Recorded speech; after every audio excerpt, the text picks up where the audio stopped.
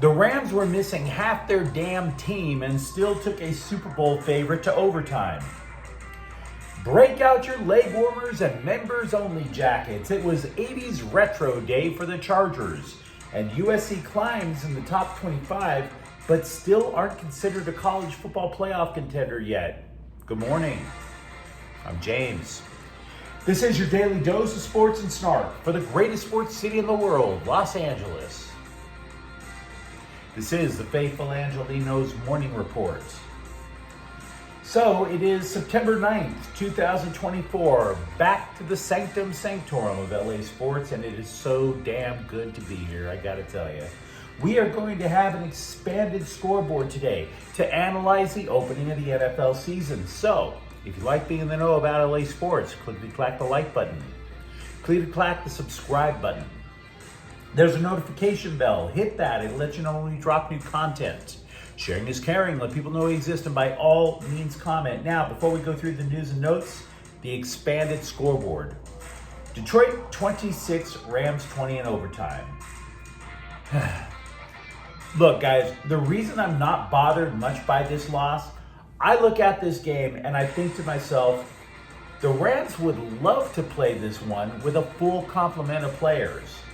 That's not sour grapes. Detroit won. That's the opposite of sour grapes. That is me imagining, anticipating how good this offense is going to look with its offensive line intact. You're missing two starting offensive tackles. Then a guard goes out, Steve Avila. Puka Nacua gets hurt during the game. As well as on defense, at least three cornerbacks. Now, ultimately, I thought the difference in the game was that the Rams couldn't protect Matthew Stafford well enough. Again, down three linemen. But the dude still threw for 317 yards and a touchdown. He did toss a pick in the red zone toward the end of the first half. But by the way, Cooper Kupp, 14 receptions last night. Is he back?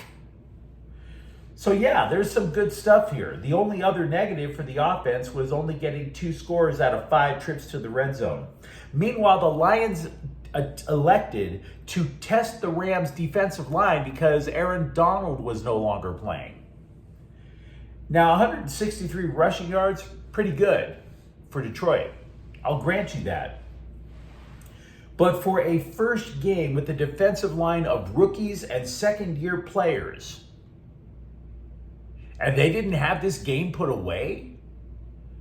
Jared Goff didn't take the Rams' defense apart? He got picked? He got sacked twice? Again, the game goes into overtime on the road against a team considered a Super Bowl hopeful. So yeah, I slept well. Me upset? No. I appreciate the grit. But there is an alarm bell that's ringing. Aside from whether or not Puka Nacua is going to be out long term, we don't know. It's a knee. But here's the alarm bell. One of the hardest things to do in the NFL is to play back-to-back games on the road.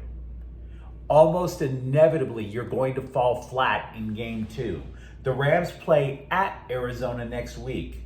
Now, if they start out 0-2, you're going to hear a lot of panic amongst the scribes. So be prepared for that. Chargers 22, Las Vegas 10. Now, speaking of panic, one of the stupider questions that I saw in the wake of the Bolts' victory yesterday was, gee, the Chargers offense couldn't move the ball. Should we be concerned? No. Here's why.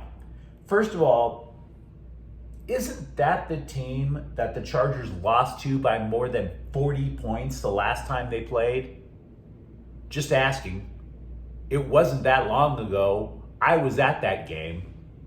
Secondly, a lot of fans, and definitely a lot of the scribes apparently, don't remember 1980s football. I do. That was a golden age for running backs. Eric Dickerson, Walter Payton, Barry Sanders, Marcus Allen. Now, I'm not trying to suggest at all that J.K. Dobbins belongs in that room. He had 135 yards and 10 carries, which is absolutely terrific, but let's not get ahead of ourselves. I'm not saying they have that type of back. What I am saying is that when you would watch those teams in the 80s back in the day, they didn't drop 3 touchdowns on you in the first half. They didn't want to. They would just want to wear you down, keep the game close, and just physically impose their will. The sports writers, the broadcasters, they would go to their cliches back then, right? Oh, the offense in the first half, they'll get 3 yards a carry, but as they start to wear you down, those 3-yard runs become 5-yard runs. They become 7-yard runs. And that's exactly what happened yesterday. That's exactly what happened. The stats bear it out. The Chargers eventually averaged 6.5 yards per carry. That's exactly what happened. The Chargers come hell or high water, we're going to punch the Raiders in the mouth. And by the way, the Raiders knew it, the Raiders felt likewise, and that's why the first half was the way it was. Which brings to mind yet another cliche from the 80s sports writers. Jim Harbaugh isn't flashy, but he's just going to get the job done. Now look, we can agree that Justin Herbert could have thrown for more yards than 144. But this was a statement game. The Chargers are not going to sit there and light up the sky with their super play like their fight song used to sing.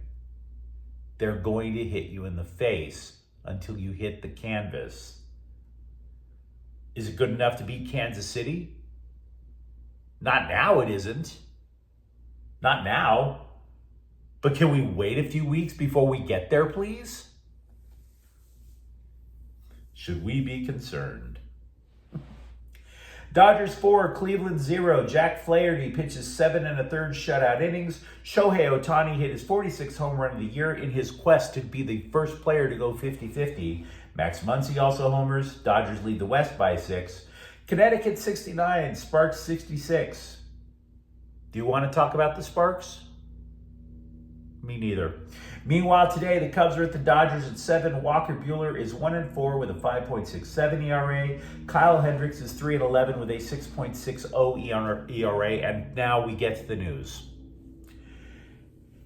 How many people are becoming believers in USC? It is hard to say. I'm seeing a mixed bag. They edged up in the AP Top 25 rankings to 11th. Also, there's an ESPN analyst who has totally bought into the system in their power rankings. ESPN lists them as high as 8th. The Scribe, by the way, also made a terrific point about last Saturday's game. USC in past years would play down to their opponents, and that sure as hell did not happen with Utah State. So meanwhile, I go and I look at the bowl projections, right? They're up in AP to 11th. ESPN's in love. They're 8th. And yet, most people do not have them in the college football playoff projections yet. 24/7 Sports, CBS Sports, right now they don't have them in the college football playoffs. ESPN has 2 guys who make college bowl projections. That's like their full-time job or something. And only one of them has USC getting in. So it's a mixed bag. And you might be asking yourself why, which is a fair question. Here's your answer. You're only guaranteed a spot if you win a power conference. So that knocks out quite a few of the slots right there. The other slots are made because you want to try to see if you can slide other champions in there who seem to be legit. In other words, we're talking about the Boise States of the world. So, should you be offended? I wouldn't necessarily say so, because it's only 2 weeks in the year.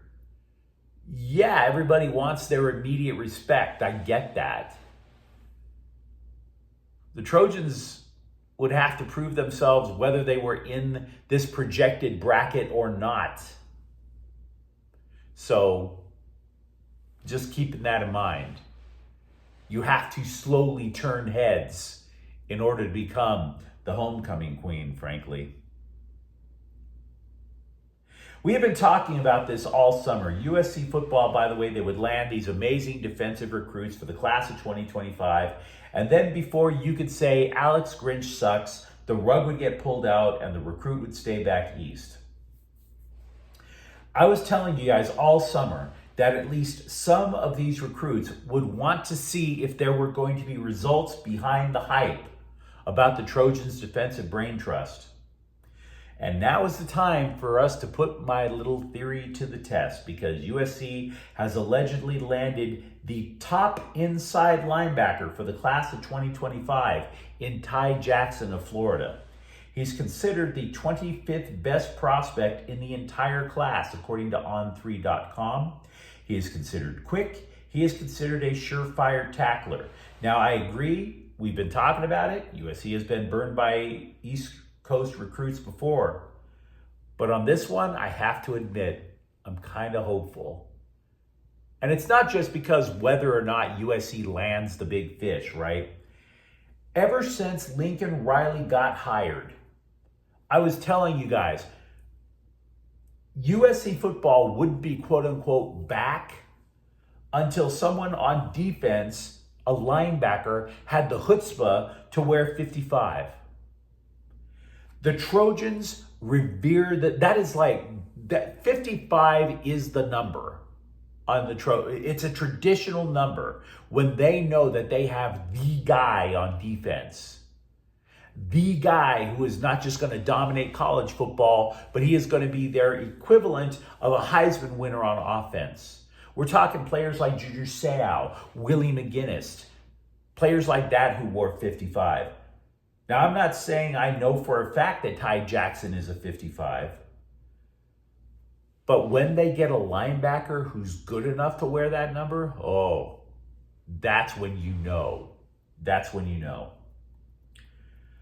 We had talked about NFL, analyzing the NFL for a moment. Let's talk USC and UCLA. Caleb Williams won his first game as an NFL quarterback, but let's be real, the results were not that amazing.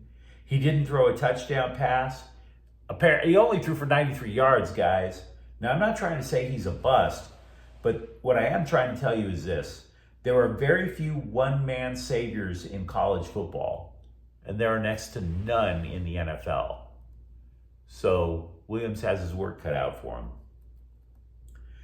And we spent a lot of time talking about USC, so I want to give you a note to be balanced and talk about UCLA. I mean, they were off last weekend. Yesterday marked the NFL debut for Leatu Letu with the Colts, and to be honest, he didn't do much either. But let's be fair. He was a defensive lineman, and they lined him up against a 4-time Pro Bowler in Larry Tunsil. Hard to exactly blast out with a bunch of sacks against that guy. Houston, by the way, beat the Colts 29-27. The Dodgers have called up 35-year-old Nick Ramirez. I don't know if saying calling up is exactly the words to use, though. When you're that old, can you really hear the phone ring? He had pitched in 7 games for LA so far this year. He has an ERA of 6.35, so he's really not much of a needle mover.